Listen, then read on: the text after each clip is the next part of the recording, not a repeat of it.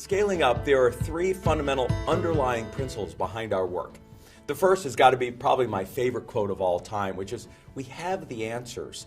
All the answers. It's the question we do not know. In fact, that's the thing that concerns me. I know that these fast-growing, hard-charging organizations, man, when you get your sights on something through enough perseverance and passion, you're going to figure out the answer. My concern is that you're working on the wrong question. And there are four decisions that you absolutely have to get right, and there are right and wrong answers. And then the areas of people, strategy, execution, and cash. And the first decision you've got to make is which one of those four do you want to focus on the most next. In fact, that might even give you guidance where you want to pick around inside this online program. So, people. The real measure there is your happiness. How much do you enjoy coming into work and dealing with the customers and suppliers and the employees and peers that you need to work with? And I can tell you this, even though it can be tough to be around people, if you've got a contentious relationship, you've got a customer who's got too big a piece of your revenue, you've got a supplier that's got you in a bind, you've got a salesperson who's really mucking up the attitudes of all the rest of the salespeople, you might even have issues at home. If you don't get those issues addressed first, and that's why Jim Collins was always adamant that the people piece comes first, it's going to be hard in order for you to have the emotional energy to focus on anything else that we're going to discuss moving forward. So, people first. And your real gut feel is, how happy are you? Now, if things are going well, the next thing you want to look at is your top line revenue growth, that and gross margin growth. Those are your two best indicators whether you're on strategy or not. Because look, if you've got a killer strategy, your biggest problem, as Andy Grove said at Intel, is indigestion. You've got too much business coming in, and that often kills companies as much as starvation. But if revenue and gross margin aren't growing as rapidly as you would like, you've got a strategy issue.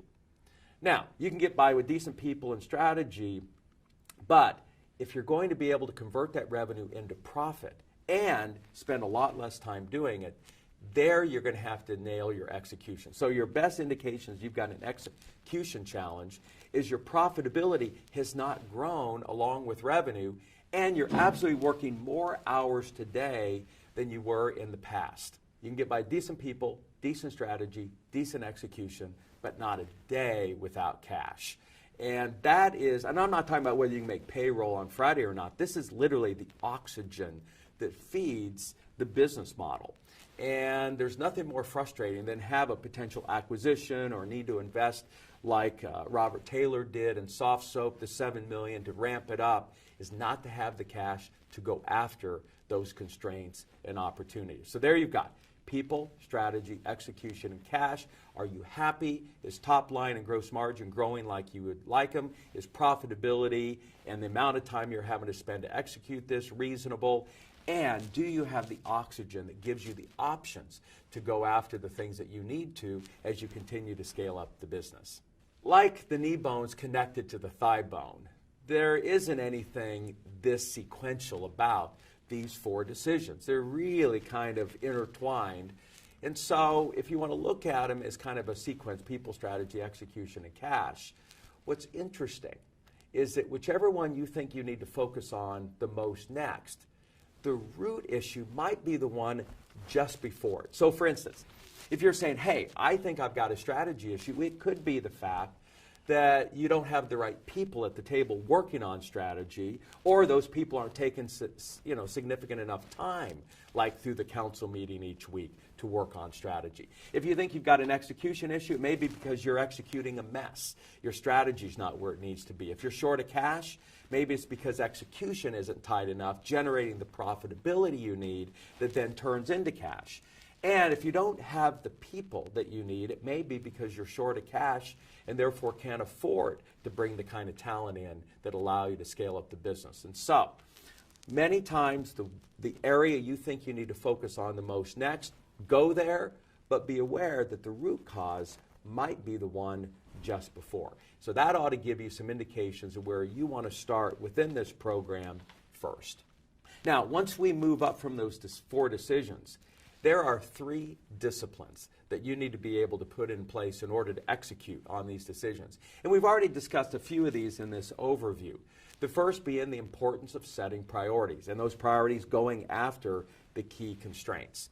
Number 2, having real data and metrics, both quantitative and qualitative, that allow you to see around corners, that give you the insights, the kind of meetings that Mark Zuckerberg's having with customers and employees that allow them to better predict and have foresight into what we need to work on next.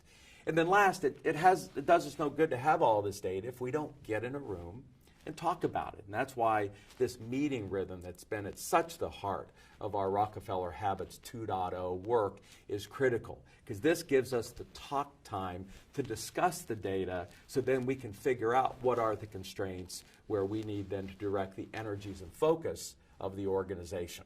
In order to make this business go, you need people doing stuff. Now, we're going to call that people and process. And there are basically 3 in each one of those areas. On the people side, there are basically 3 groups of relationships that exist in any kind of business. First, those that you employ, we're going to call those employees, but that's anybody you pay. So it's employees, it's 1099, it's contract, it's suppliers, it's government officials. That's just a joke, but not everywhere in the world is that a joke.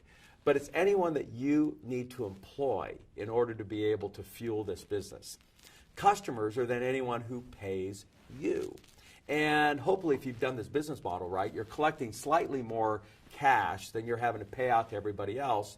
And that then feeds the third group of relationships called the shareholders. And those could be, investors early on, friends and family, or if you're a public company, your direct shareholders. And so those are the 3 critical relationships that exist in any particular business. Now, those 3 relationships are engaged in 3 basic processes or activities. And that is, first, somebody's got to make or buy it. Number 2, you've got to sell it. And then there's a rule, I don't know if you've heard of it, called buy low, sell high. And it's amazing how many organizations are violating this fundamental rule of business every hour of every day.